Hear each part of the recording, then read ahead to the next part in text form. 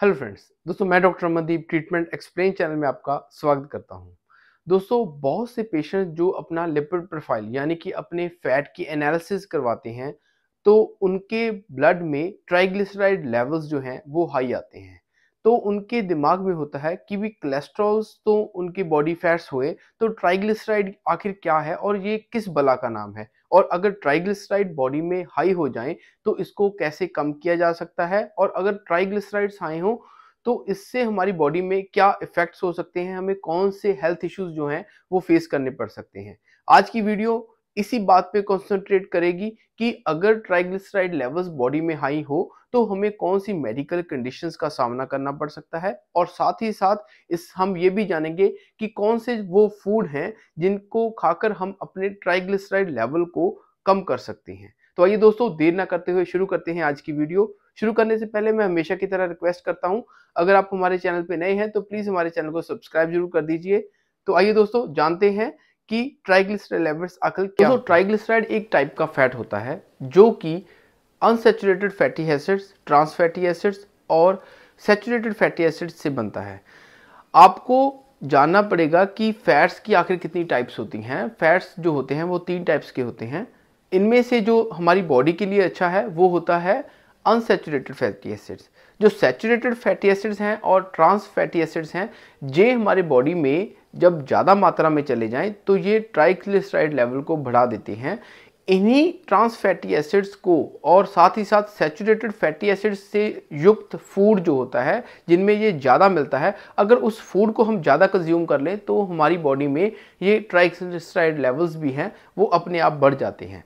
तो इसके लिए आपको ये पहचान करनी ज़रूरी होगी कि आप कौन सा फूड खा रहे हो और उनमें से कौन सा जो फैट है इस फूड में ज़्यादा है।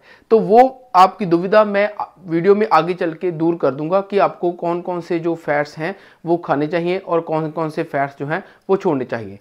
अभी के लिए मैं बता दूं कि आपको जो है ट्रांस फैटी एसिड और सैचुरेटेड फैटी एसिड से युक्त जो फूड है वो बिल्कुल अवॉइड करना चाहिए। इनमें बेसिकली जो है वो मीट, जो रेड मीट है वो स्पेशली, और जो बटर है, चीज़ है और डेयरी प्रोडक्ट्स हैं, ये सब कुछ जो हैं वो सैचुरेटेड फैटी एसिड्स में आते हैं।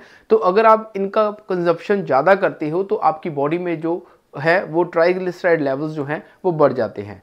और इसके साथ ही साथ ट्रांस फैटी एसिड्स, अगर आपने कभी मॉल में आप सामान लेने गए हो तो वहाँ पे अगर आपने जो सॉसेज हैं या कुछ ऐसे फूड प्रोडक्ट्स हैं उनमें एक लिखा होता है कि वो जो ट्रांस फैटी एसिड्स हैं वो कितनी मात्रा में है, तो इसीलिए ट्रांस फैटी एसिड जो हैं वो भी अगर ज़्यादा मात्रा में कंजप्शन कर लें तो भी आपका जो है वो ट्राइग्लिसराइड लेवल है वो बढ़ जाएगा। तो अब बात करते हैं कि ट्राइग्लिसराइड लेवल का जो अलार्मिंग लेवल है वो क्या है। तो दोस्तों, जो ट्राइग्लिसराइड लेवल्स हैं जो वो मिलीग्राम डेसीलीटर में जो है कैलकुलेट किए जाते हैं। इसके लिए आपका एक ब्लड टेस्ट लिया जाता है, उससे ही कैलकुलेशन होती है कि आपकी बॉडी में ट्राइग्लिसराइड लेवल्स हैं वो कितने हैं। तो ट्राइग्लिसराइड लेवल्स की जो नॉर्मल वैल्यू है वो 150 यानी कि 150 mg पर डेसीलीटर से कम होनी चाहिए। अगर इससे ज़्यादा होती है तो आपका ट्राइग्लिसराइड लेवल जो है वो बढ़ा हुआ होता है। तो उसमें भी आगे डिफ्रेंशिएशन की गई है कि कौन सा लेवल कितना रिस्की हो सकता है। तो 150 से लेके 199 mg पर डेसीलीटर तक अगर आपका ट्राइग्लिसराइड लेवल है तो आप जो हैं वो रेड जोन यानी कि बॉर्डरलाइन जोन में आ चुके हैं। अगर वो 200 से लेके 500 तक है तो ये हाई जोन है, यानी कि आपका जो ट्राइग्लिसराइड लेवल है वो बढ़ चुका है और आपको मेडिसिन की ज़रूरत होती है। और अगर ये लेवल 500 से ज़्यादा क्रॉस कर जाए, जब 500 तक पहुंच जाए तो आपको इसको very high level of triglyceride कहा जाता है। तो दोस्तों, अगर बॉर्डर लाइन यानी कि अगर आपका ट्राइग्लिसराइड लेवल केवल 150 से लेकर 200 के बीच में है तो आपको कोई भी मेडिसिन की ज़रूरत नहीं पड़ेगी। आप अपने डाइटरी रेजिम जो मैं इस वीडियो में बताऊंगा उसको खाकर और उनको फॉलो करके ही आप अपने ट्राइग्लिसराइड लेवल को कम कर सकते हो। पर अगर 200 से ज़्यादा है तो बेशक आपको उसके लिए मेडिसिन की कंजप्शन करनी पड़ेगी, आपको अपने नज़दीकी डॉक्टर से मिलना पड़ेगा। तो ऐसा क्या होता है जब ट्राइग्लिसराइड लेवल हमारी बॉडी में बढ़ जाए, तो उसके लिए हमें क्या करना चाहिए। तो दोस्तों, पहले तो लक्षण जानते हैं कि ट्राइग्लिसराइड बॉडी में अगर बढ़ जाएं तो उससे हमें क्या लक्षण मिलते हैं। तो आपको जैसे पता ही है कि ट्राइग्लिसराइड यानी कि बॉडी फैट्स के बढ़ने से सबसे पहले जो असर होता है वो हमारे हार्ट पे होता है। तो ऐसे पेशेंट्स को कई बार पेट में दर्द या चेस्ट में पेन या फिर कई बार नो सिम्टम होता है। मैंने अक्सर प्रैक्टिस में देखा है कि बहुत से पेशेंट्स को उनके कोई भी सिम्टम ना होकर सिर्फ और सिर्फ एक्सीडेंटल फाइंडिंग्स में ही पता चलता है कि कौन सा उनका जो है फैट है वो बढ़ा हुआ है। यानी कि जब वो अचानक अपने रूटीन टेस्ट करवाने जाते हैं तो उनके ब्लड टेस्ट में जो ट्राइग्लिसराइड लेवल है वो बढ़ा हुआ पाया जाता है। तो बहुत से केसेस में ये ट्राइग्लिसराइड के बढ़े हुए होने के कोई भी लक्षण नहीं आते। कुछ केसेस में ज़ैंथोमास होते हैं। ज़ैंथोमास यानी कि हमारे आइज़ के ऊपर एक मांस का बढ़ा हुआ होना, जो कि मैं आपको वीडियो में शो कर रहा हूं कि उसका ऐसे बढ़ा हुआ होना, तो उससे भी ये कॉस्मेटिकली प्रॉब्लम हो सकती है, पर इससे कोई हमारी लाइफ को थ्रेटन नहीं है। और इसके साथ ही साथ हमारे कॉर्निया का डिस्कलरेशन होना, वाइट कलर का या येलो कलर का हो जाना, ऐसे सिम्टम्स जो हैं वो बढ़े हुए होते हैं। दोस्तों, ट्राइग्लिसराइड लेवल्स जो होते हैं वो एकदम से पेशेंट पे अटैक नहीं करते। हाँ, इसको कंट्रोल करना बहुत ज़रूरी है, क्योंकि फ्यूचर में अगर ये कम नहीं होते तो उस पेशेंट में जिनके में ट्राइग्लिसराइड लेवल्स बढ़े हुए हैं उनके बॉडी में कार्डियोवैस्कुलर डिजीज़ होने का खतरा बहुत ही बढ़ जाता है। इसीलिए फ्यूचर को ध्यान में रखते हुए हमें आज से ही इसके लेवल्स को कम करने पे काम करते रहना चाहिए। दोस्तों, आपके खाने पीने की आदतों के साथ साथ कुछ और चीज़ें भी हैं जो ट्राइग्लिसराइड लेवल्स को अफेक्ट करती हैं। उनमें से कुछ ऐसी मेडिकल कंडीशन जैसे कि डायबिटिक मेलाइटिस, किडनी की प्रॉब्लम, इन प्रॉब्लम्स में भी जो है वो ट्राइग्लिसराइड लेवल्स जो है वो बढ़ जाते हैं।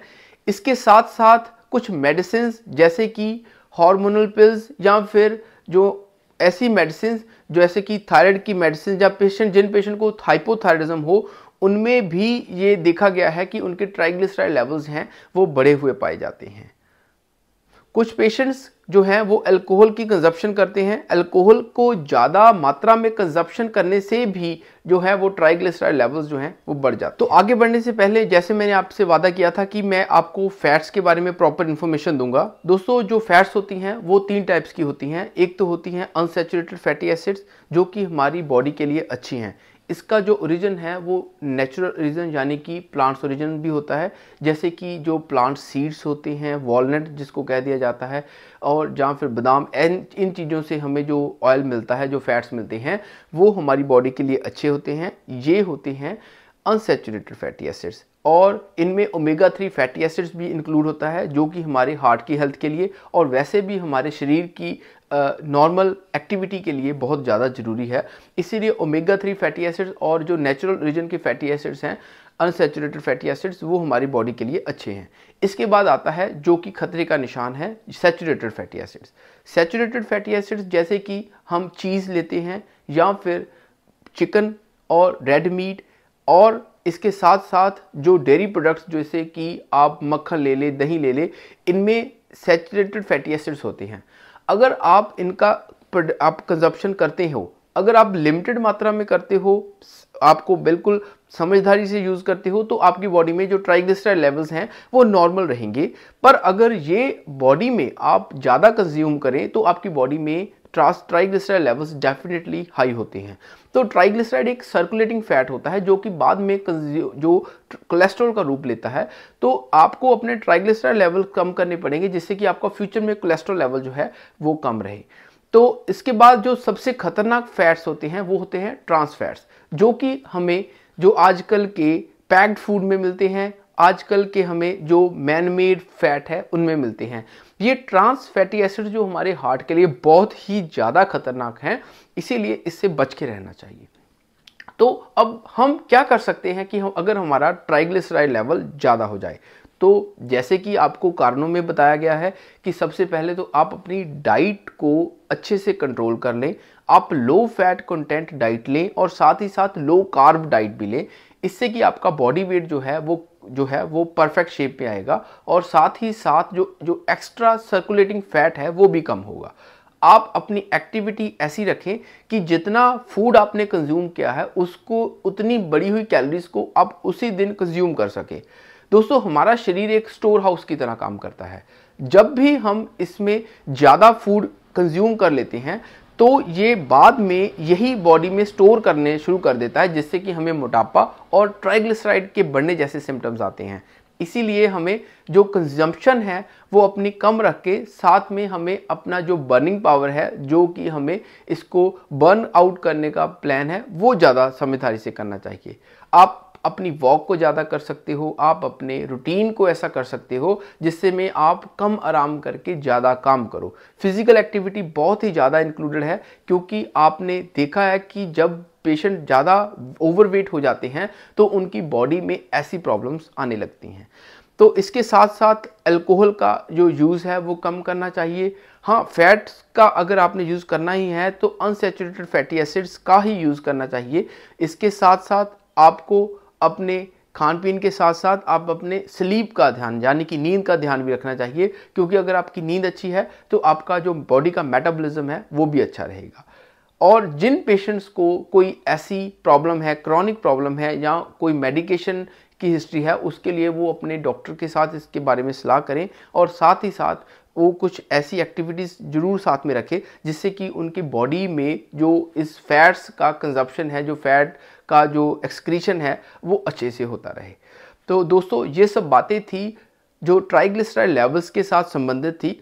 उम्मीद करते हैं कि ये वीडियो आपको काफ़ी हद तक आपको ट्राइग्लिसराइड लेवल्स के बारे में जानकारी दे चुकी होगी, और साथ ही साथ ट्राइग्लिसराइड लेवल्स के साथ संबंधित आपके कोई प्रश्न हो या फिर कोई डाउट मन में हो तो आप इस वीडियो के कमेंट बॉक्स में जरूर लिख के आप हमें बताएं, ताकि हम आपके लिए उस डाउट को भी क्लियर कर सकें। तो अगली वीडियो तक के लिए धन्यवाद। और हाँ, जाते जाते मैं कहना चाहूँगा कि अगर आपने हमारा चैनल अभी तक सब्सक्राइब नहीं किया तो प्लीज़ हमारे चैनल को सब्सक्राइब जरूर करके जाइए, क्योंकि ऐसे ही वीडियोस आपके लिए हम लेके आते हैं और आपके डाउट्स को क्लियर करते हैं। धन्यवाद।